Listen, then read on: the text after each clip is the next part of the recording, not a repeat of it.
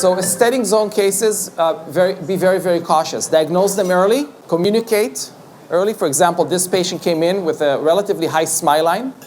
He was in a type of orthodontic retainer or maybe a clear aligner. And he told me that every time he put his aligner in, the tooth would jump forward.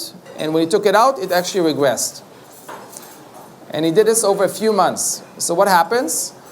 The tooth is subjected to wiggling forces, back and forth, back and forth. So the first thing that we do, we eliminate the trauma. So we stop this orthodontic treatment.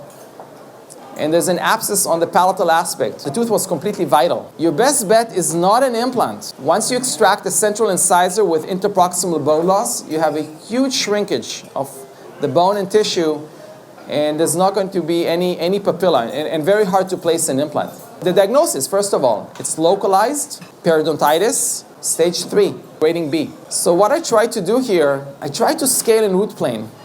If you heard about the younger goods curette, when it's sharp, you can follow the contours of the root. It's my go-to curette. Make sure that you have one of those and that your hygienists are using it. Probably spend about half an hour scaling and root planing one tooth. Irrigating with saline, irrigating with Peridex. And as I'm walking my curette along the root surface, my curette started peeking through the fistula on the buccal.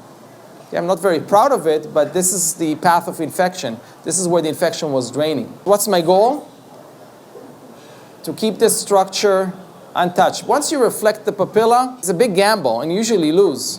It's not coming back. Scaling and root planing, it's worth a try. Saline irrigation and Peridex irrigation, a couple of doses of Arrestin inside. Okay, use all the ammunition, and that defect actually resolved. A little bit of recession on the buccal, and there was no bone grafting done. Okay, so we have interproximal bone growth for scaling and root planing. So we stop the trauma, remove the calculus, the etiologic factor, freshen up the root surfaces, and then we have not just attachment, but also bone growth. Now I have to say one thing. This is not a typical case. Okay, I could show you and I'll tell you maybe, every case is like that. This is not a typical case, but it shows how powerful the human body is and how powerful the regenerative potential is if we give it a chance. So I didn't do anything special, didn't require any special skills.